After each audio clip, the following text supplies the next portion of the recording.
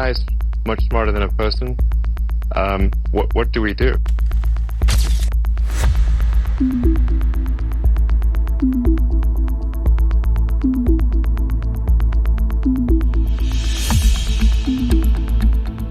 Lots of people are throwing money at the AI industry. It isn't semiconductor capacity. In fact, it's power.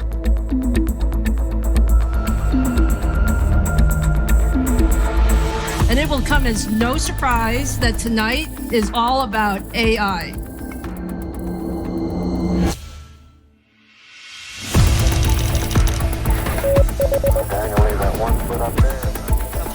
Hey Siri. But I promise you, in 10 years' time, you will look back and you will realize that AI has now integrated into everything. 它的学习是全世界的记忆，它的反应快过我们每一次的直觉。We are quite concerned about the impact this can have on elections. I think this is an area where 当它能画画、能写程式、能帮你工作、帮你开车、帮你说故事，甚至试着预测未来，那么人类还剩下什么？ Who's winning, America or China?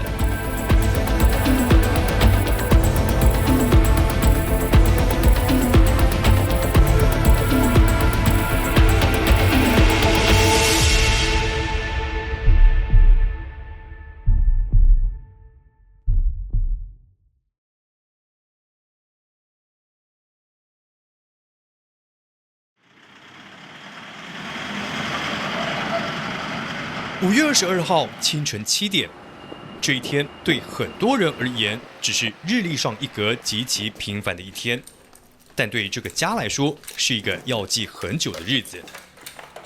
再见了。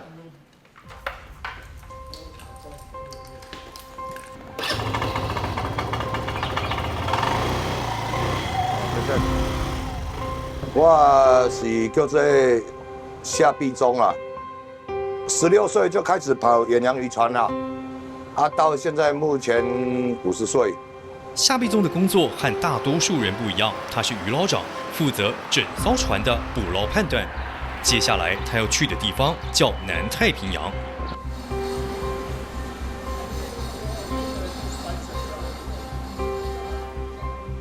这趟航程不是几天，也不是几周，而是2年才能回家。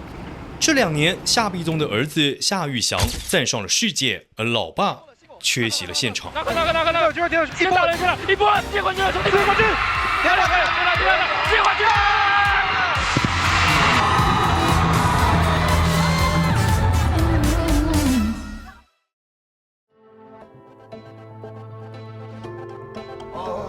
谢谢。好，多少钱啊？好，我做哪个？10几年前的作业方式，甲即摆的作业方式无同。台湾人是无介好找啊，台湾人比较少了。在3万人的远洋坐标里，时间是用离家换来的，但在另一个世界，人们正用科技把时间抢回来。然而，这场竞赛的起点就在这座岛。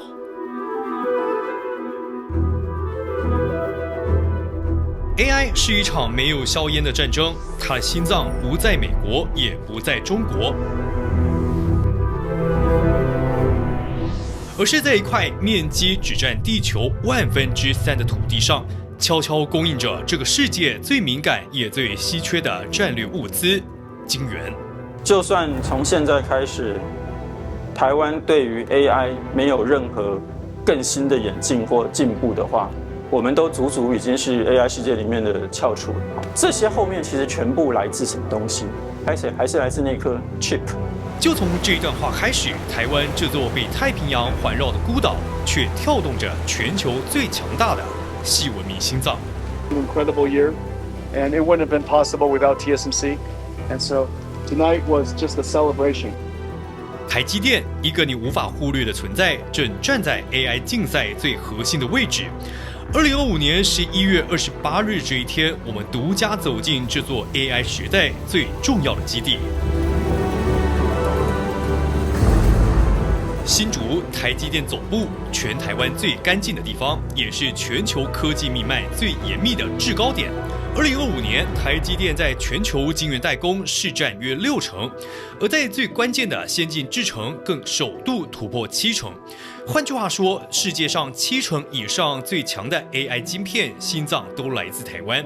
如果台积电停下，全球 AI 的演进会在同1秒钟被按下暂停键。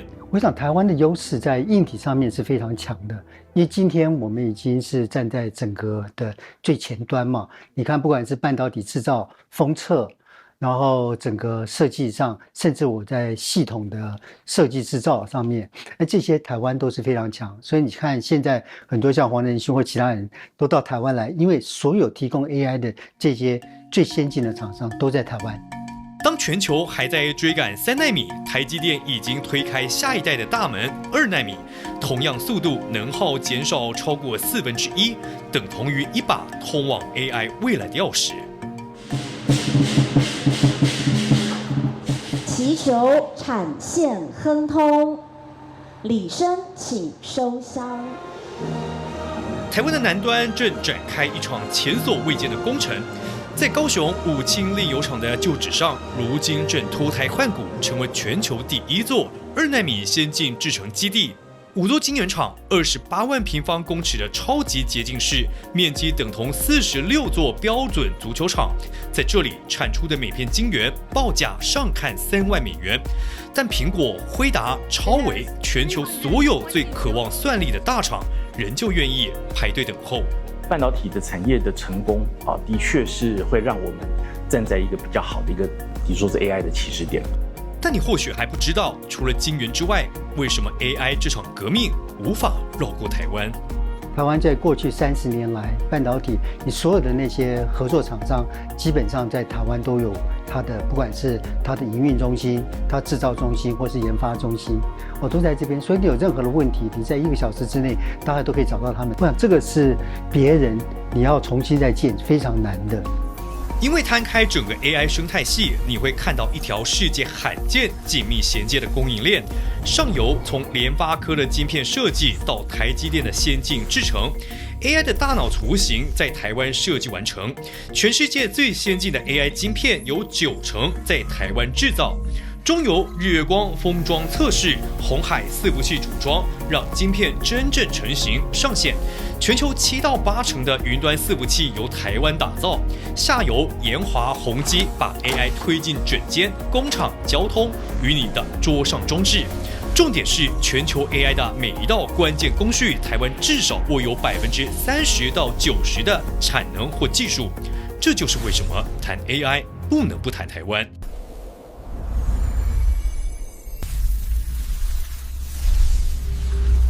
但晶圆只是开始，要让 AI 真正听懂这个世界，还需要一位语言翻译者。1997年，联发科在新竹成立，他们做的是让 AI 从云端的伺服器走进你的口袋。当晶圆不再只是运算，而是开始对话，手机就不再只是工具，而是你的代理人，你的另一个影子。大家现在习惯的手机的使用方式其实是在2008年 iPhone 定义出来的嘛，那但是有 AI 的能力之后呢，我们是觉得第一个，消费者跟手机的互动方式有可能会改变，所以以后我们跟手机的对话方式可能是一个我们讲对话为主的这种界面模式啊。但这场革命不是突然发生的，它有一段比智慧型手机更久远的历史。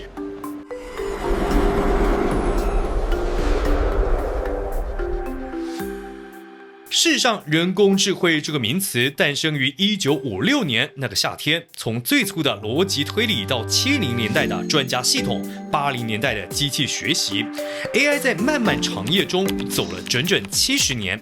2017年，AlphaGo 横扫世界棋坛，惊醒了全世界。而今天，它不再只是判断与计算，它学会了创造，甚至正在成为你分身般的 AI 代理人。GI 这个时代，其实如果真的去理解的话，其实是非常的令人兴奋的。因为你如果了解它的能力多强的话，你就可以理解它未来带来的变化可能有多大。不过这就是我们科技产业好玩的地方。当晶圆开始理解语言 ，AI 不再只活在程式码里，他们第一次走进人类的日常，也走进我们的工作、选择与犹豫。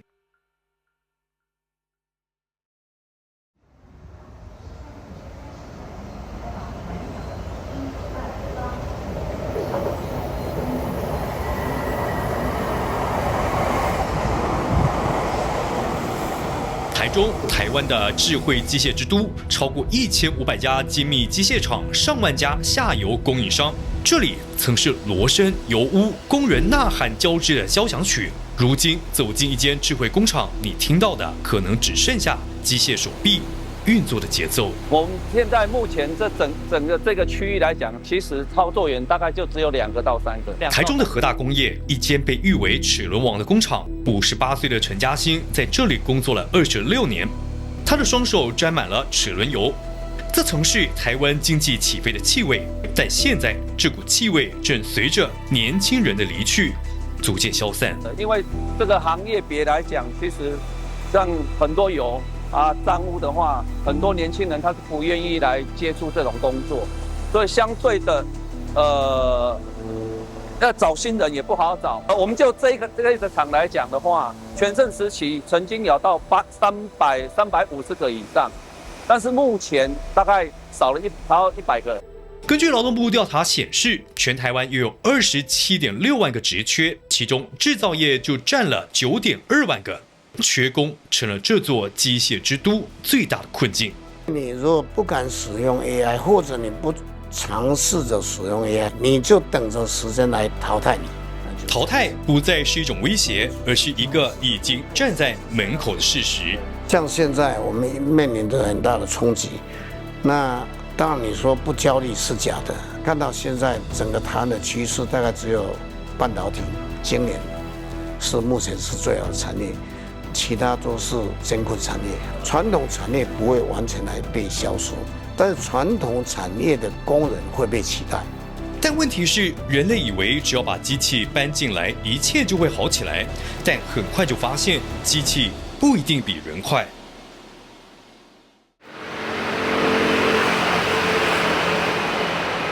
像这样的 solution， 它基本上可以去取代很高的一个人力需求了。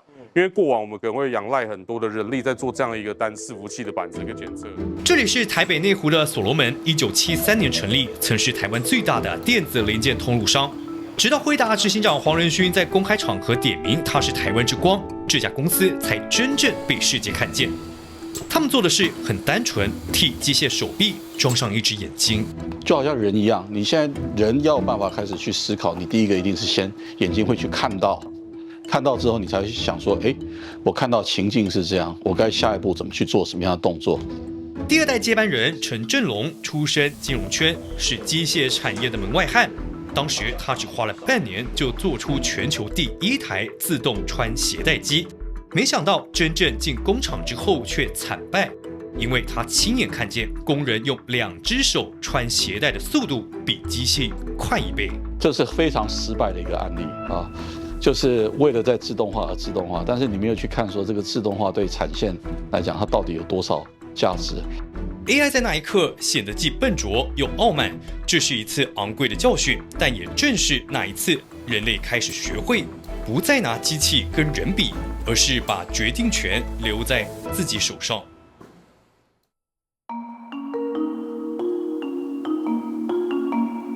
这边所看到的都是电子组装元件的这个点喷交机，以及虚拟整合的这个虚实平台的整合。还有，大部分的人都知道 AI， 但是怎么样用它，会让你带来 benefit。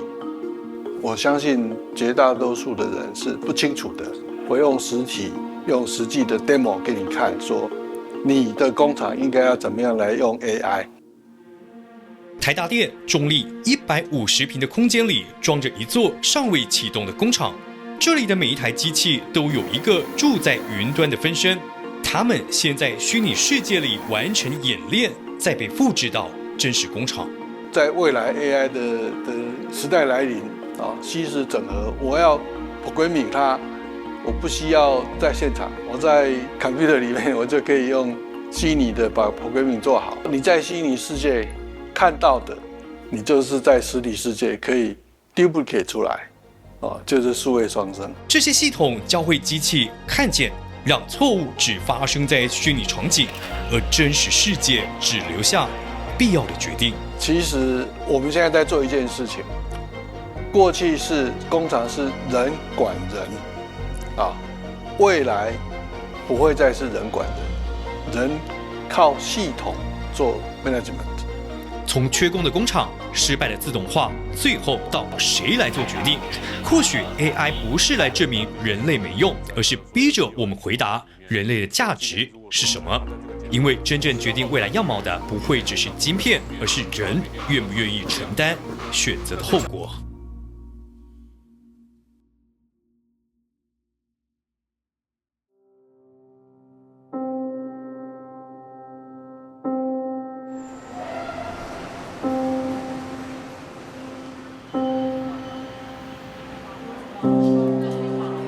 100万年来，生命只能依循演化。如今，因为 AI 让人类第一次有能力主动改写生命的规则，尤其在医疗的第一线，正迫切需要帮手。2025年，短短5个月，台湾已有66名急诊医师离开现场。一整年下来，出走的人比留下的还要多。当医疗被推到极限，下一个问题是谁来撑住？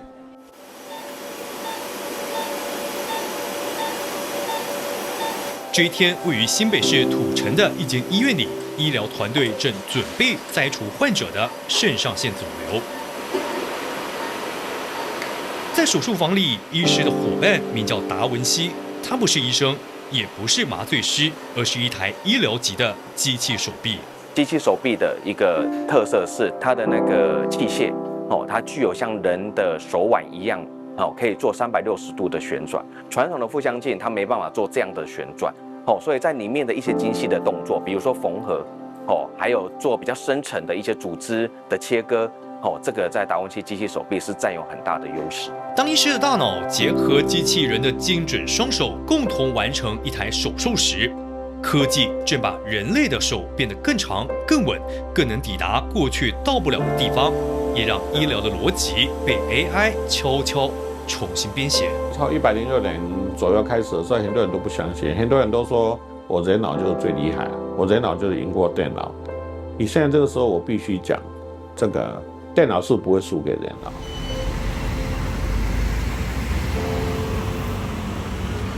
在台湾，有一位亲眼见证这场革命的医师，心脏科医学权威陈世安。这个名字代表了心脏电烧术的一座山。以前他用肉眼和经验与心率不整搏斗，现在他让 AI 成为他的导航仪。那本来我们如果要做电烧术去侦测病人心房颤动的起源点的话，我们从这个准备工作少说也要2个小时的时间。可是我们用每位病人术前的这些电脑断层的影像，我们开发出我们侦测的这个软体。病人做完电脑断层，把这些影像直接进入我们的 AI 的软体，不需2分钟就可以告诉你答案。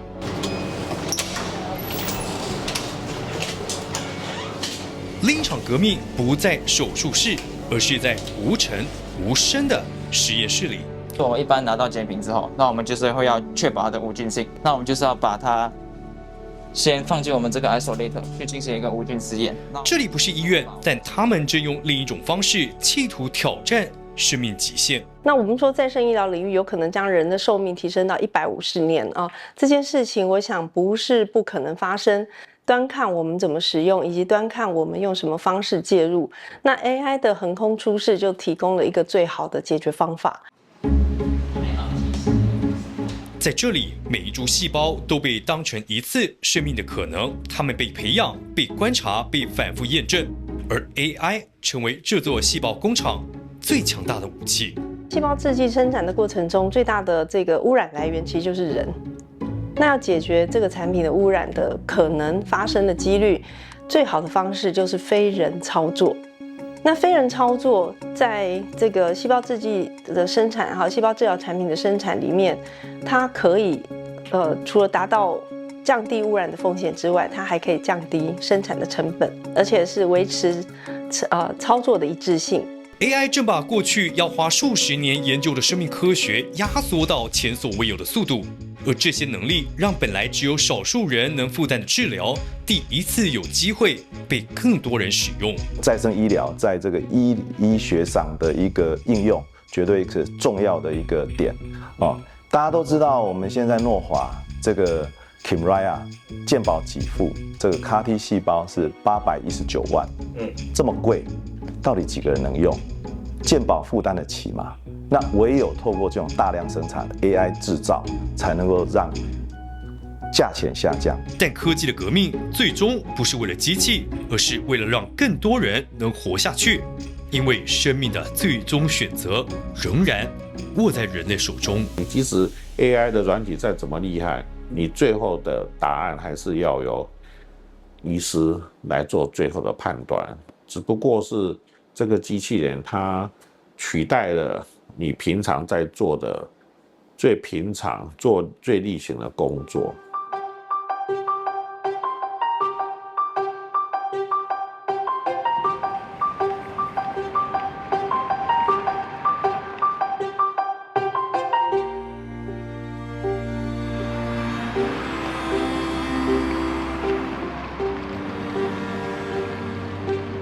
这里是动漫之都秋叶原，每年吸引超过1000万名游客，撑起价值2.7兆日元的动画帝国。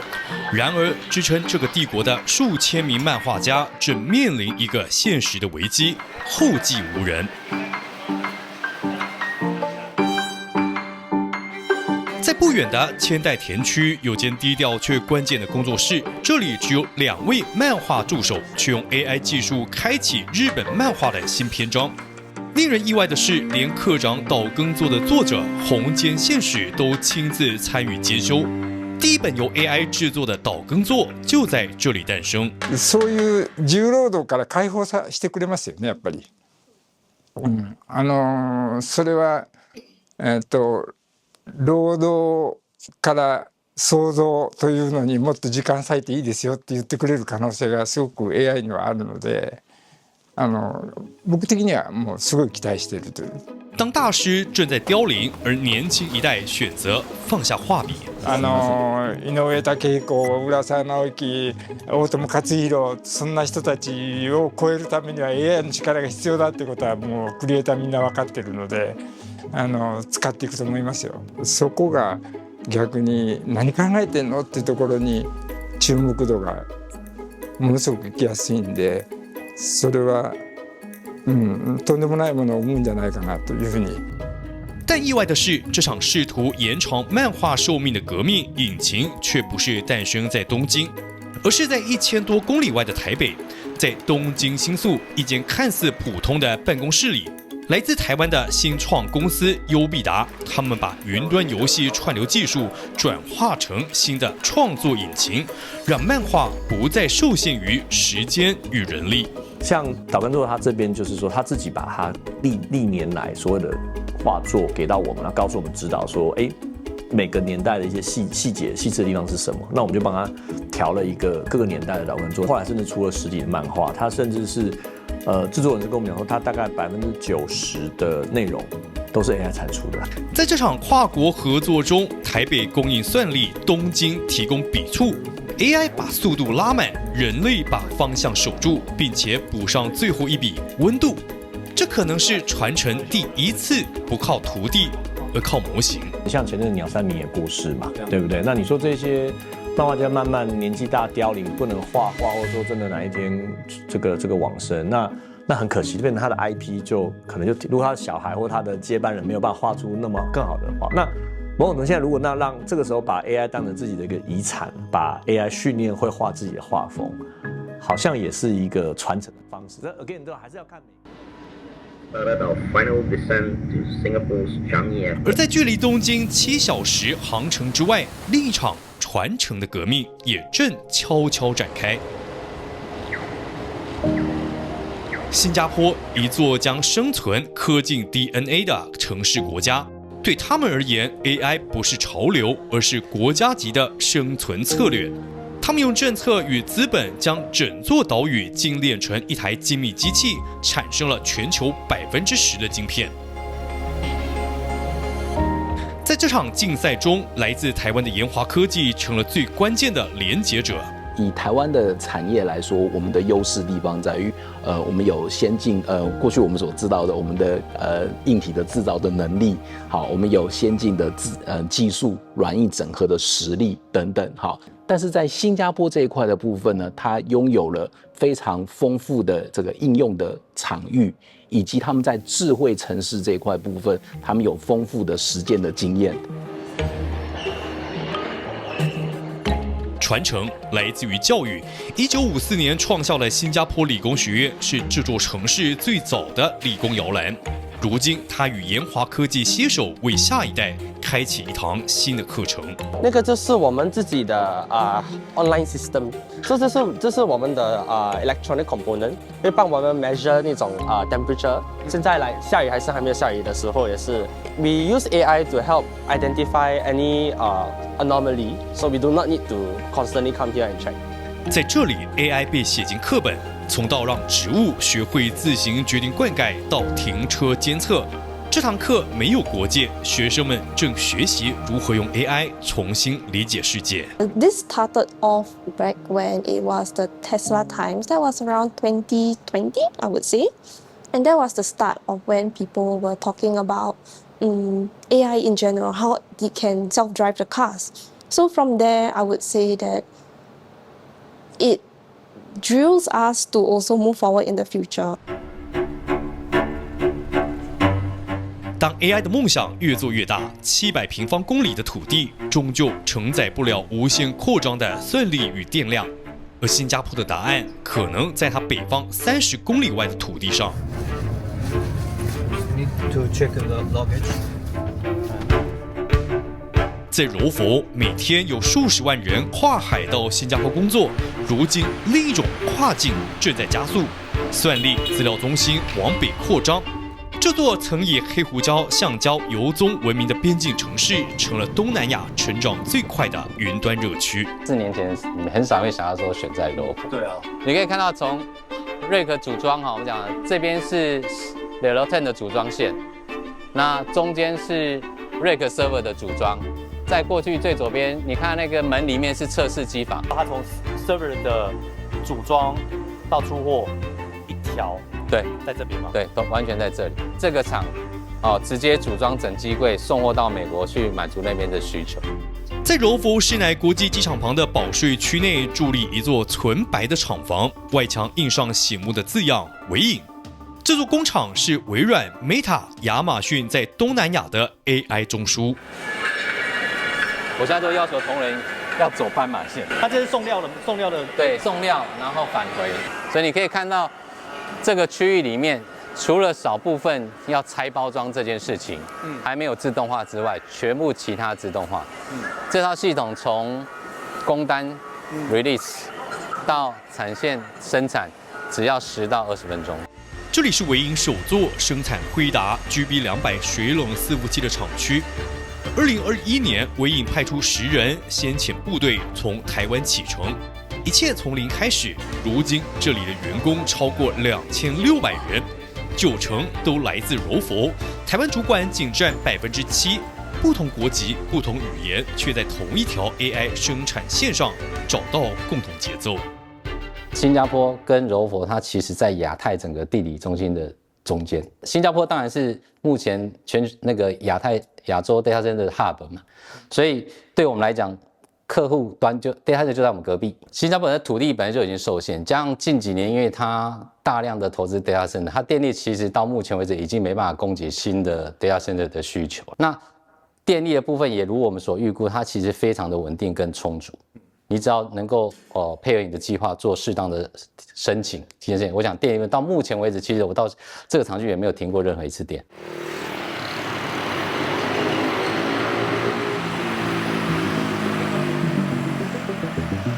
如果柔佛是新的云端心脏，那槟城就是马来西亚最早跳动的半导体脉搏。40多年来，它是全球供应链中最低调的暗流。Are you going Taiwan? Second now. CC 是隐威在槟城的科技桥梁，它每周有3次要跨越24公里的槟卫大桥，将台湾的精密技术输出给868科学园区的全球大厂。因为在 AI 浪潮下，速度比什么都重要，靠近客户成了新的显学。住啊，还有一个 shopping mall 啊 ，restaurant 准备在这边嘛。这边全部是 industry， micron 咯 ，Dentist 咯。这间是什么？这个 PCB 啊，加边做 PCB 的。PCB 的。根据统计，全球大约7%的半导体贸易都要经过马来西亚完成最后制程。这里聚集最核心的电子工业，支撑着晶片生命最后也最关键的一环——封测与制造。在这里，我们走进一座台湾企业深耕多年的封测基地——日月光。早在1991年，他就选择在槟城落地。如今，这里的厂房规模扩张了3倍。但问题是，为什么台湾的封测技术需要在千里之外的马来西亚生根？举个例子给你讲啊 ，AI 的 wafer 97%从台湾出来。那如果说汽车的晶片在台湾不到5%，那人家外面欧洲、美洲、中国做的95%的 wafer 送到你台湾来封装吗？ AI 晶片需求飙升，全球正迈向1兆美元的半导体市场。地缘政治让供应链分散，封测不再只是加工，它变成各国都想握在手里的关键。台湾依然是核心，但却不是唯一。美国跟中国在吵架，我们呢两边都是客人，哭哭啼啼没有用，你必须要解问题。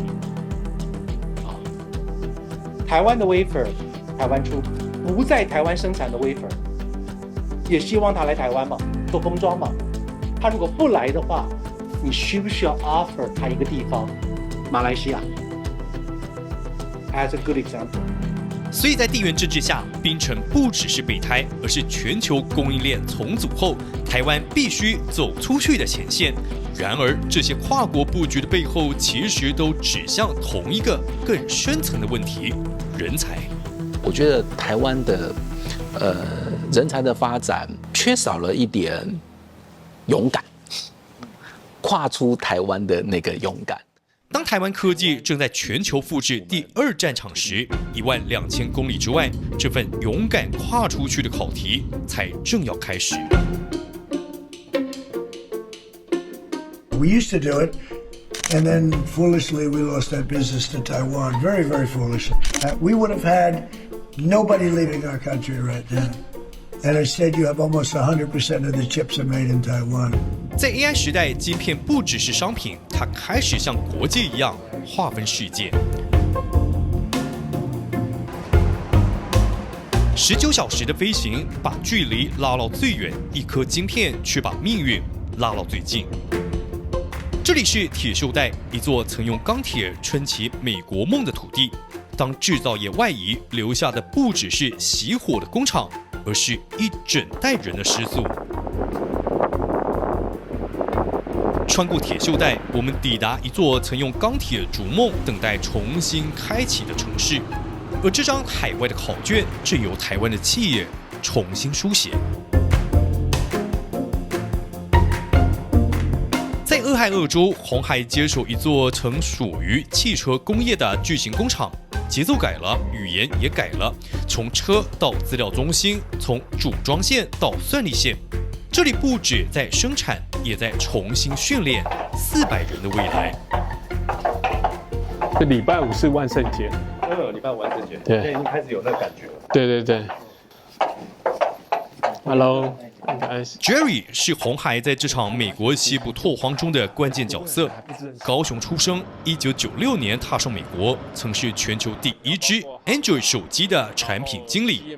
2022年，他离开矽谷，走向雪线以北的汽车重镇俄亥俄。任务只有一个：打造一座属于 AI 的新基地。我们大概11月就要开始量产，我们用货柜去拼出一个资料中心啊，因为我们4月就要把那个 data center 搞定了。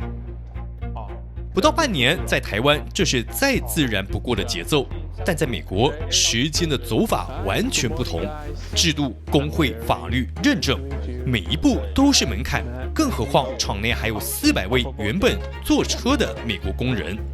像我到这边来，第一件事就是所谓的这个我们叫做供应商大会嘛，就是把这个当地的包括这个营造啊、施工啊、包商啊、这个材料的厂商，我们都会跟他们谈一遍。因为在美国是这样，就是说你不用当地的包商呢，这个会有问题。那他不了解，到最后我们是要服务客户的良率嘛，所以良率才是我们最大的这个在整个成本上最大的这个最重要的关键。良率成了 AI 时代台湾与美国对话的共同语言。然而，就在台湾努力跨出去的同时，世界本身却正被一场新的战场推向分裂。As for the most advanced chips, the Blackwell chip, that's not something we're interested in selling to China at this time. 当 AI 成为新一代的国界，晶片变成核武等级的战略武器，算力则是国家之间重新划分的工具。谁能掌握供应链主动权，谁就有资格定义下一个时代。其实最重要的是，特别是这个COVID-19 的时候，所有的国家都发现说，原来供应链并没有想象中的这么有韧性。那每个国家也了解，就是说，我们不能把供应链完全依赖所谓的全球化。所以在这个过程中，台商的挑战是怎么样去做区域生产，然后而且能得到当地政府的支持。从东京、新加坡到柔佛与槟城，在跨越12000公里抵达俄亥俄，穿梭其中的力量从来不是工厂，而是人。AI 可以搬动资料，却搬不动选择离开家乡的勇气。而真正的问题是，台湾准备好打造一个有勇气的环境吗？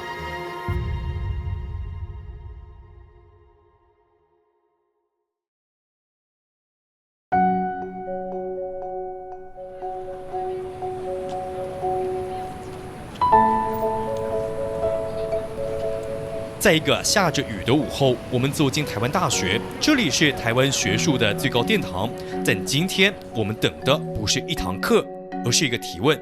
一位被学生称为 AI 学术界摇滚巨星的老师，学校就说你不可以收那么多人哦，没有位置可以坐。李弘毅，台大电机系教授，在学生的世界里，他的课比演唱会门票还难抢。一堂生成式人工智慧导论吸引超过1000人选修，学生从教室一路排到门外，但这一天他却带我们走进一间空无一人的教室。好，行，好，然后那我们来上课吧。我丢给他的声音是这样子的：大家好啊，我们开始来上课吧。好，所以以后只要老师把投影片做完，接下来你就可以直接让你的数字人来上这一堂课。他示范的不是如何教学生，而是如何让 AI 取代自己。在2025年的校园里 ，AI 已经不是未来，而是日常，但真正的冲击才正要开始。学生就会问我说：“这个我们作业能不能够用人工智慧写，比如用 ChatGPT 写？”我说：“当然可以，因为我们作业其实也是用人工智慧改的。”所以学生用人工智慧写作业，老师用人工智慧改作业，整个过程中不需要一个真正的人类。所以我会觉得有生之年我会看到每一个工作，如果让 AI 来做，可能都比人类做得更好。I am certain 100% of everybody's jobs will be changed. Stand together, don't turn back.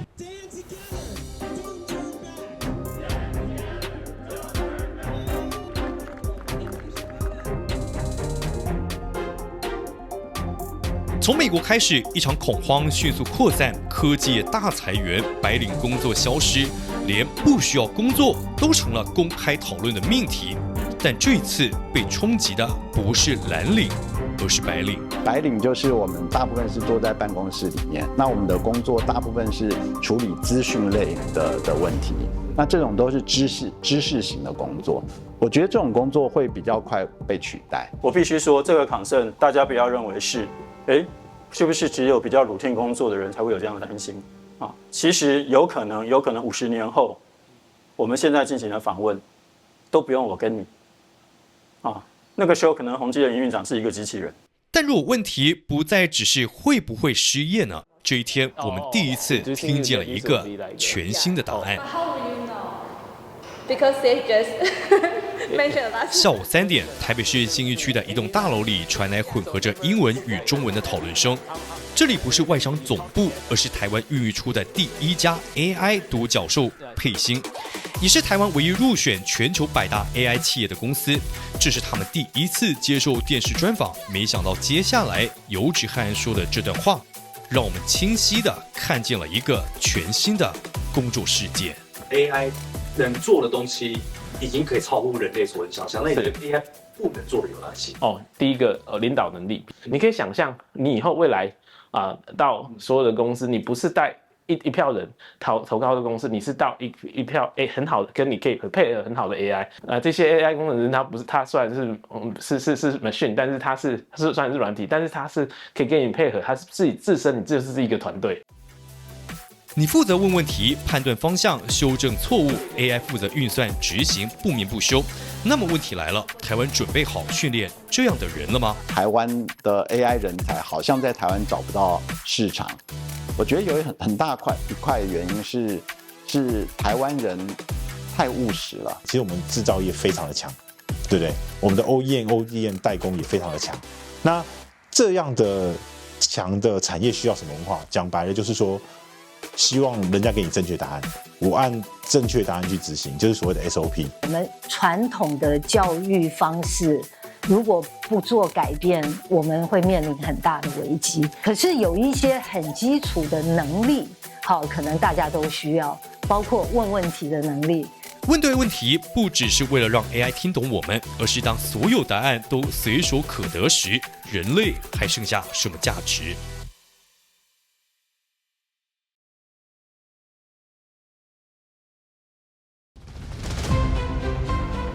还记得那一天吗？5月22号清晨7点，夏必宗留下的这个家，2年后才能回来。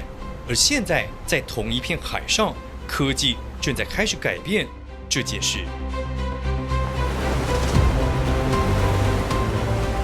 就在这一天，甲板上多了一群人，把希望装进一台准备起飞的 AI 无人机。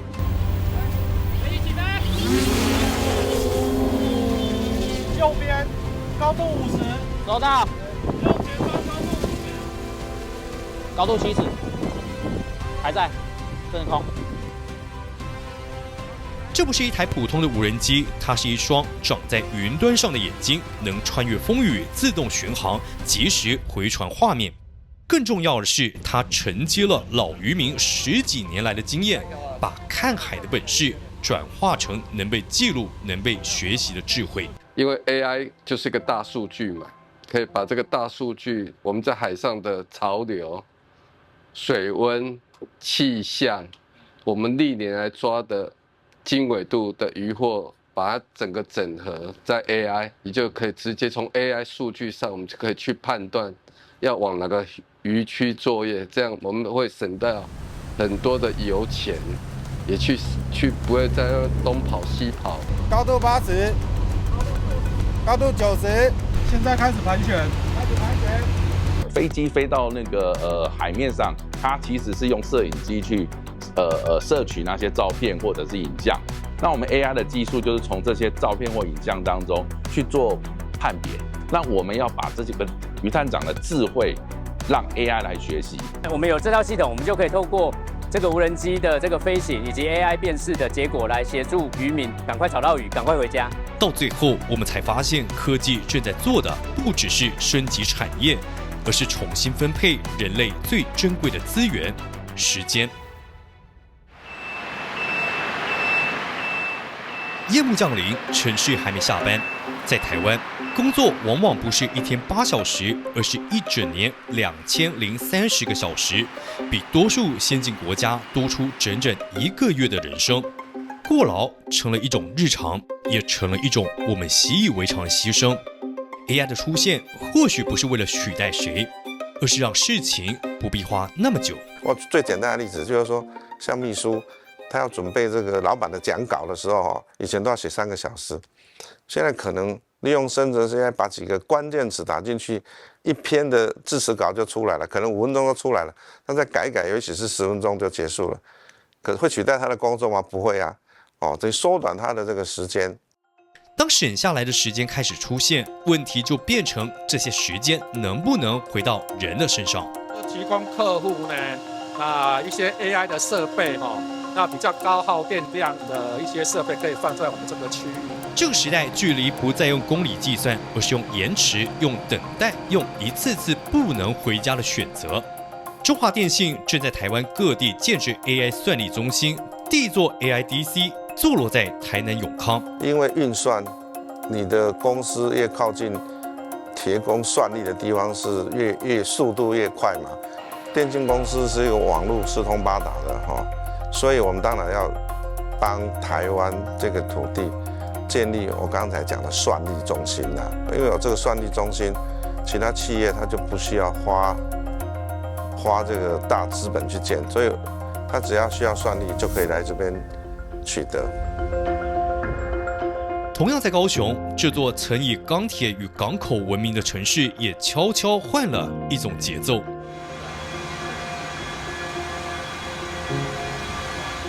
这个是最新的这种所谓系统级的机柜，所以它是 GB200， 它每一柜里面呢，它总共有72颗 GPU， 所以它这个一柜的耗电量是132 kW， 一柜至少都是300万美元以上起跳，一柜就是1亿台币。这里是鸿海携手辉达打造的先进算力中心，2026年成为台湾速度最快的超级电脑所在地。一柜柜的运算设备堆叠的不止效能，也是一个社会如何面对未来劳动力的方式。因为有这些电脑，有这些好的计算工具，所以我们把这些用最少的时间去做这些计算的事情，然后把其他时间空下来去做一些更有价值的事情。这应该是以人类来看呢，尤其在先进国家，这个人口的老龄化其实慢慢在发生那就会涉及说这个相对的人力有限，所以人就需要用在更需要人的地方，更有价值的地方。时间正在逼近我们，国发会预估2030年台湾将正式进入超高龄社会，劳动人口每年减少超过10万人。在这样的未来，科技如果不能把时间还给人，就无法支撑整个社会。进入所谓的这个机器人的一个时代，反而在这个人才的这种所谓的需求上面，它这个光谱会更宽广。直到这一刻，我们才发现，原来一路追逐的从来不是 AI， 而是一种不必用疲惫交换进步的可能。或许最好的科技不是让人更像机器，而是让人有时间、有选择、有机会。好好回家，好好的当一个人。我会觉得人能够，跟 AI 不一样的地方，其实就是我们是人类。越是科技越发达，我们越要重视人。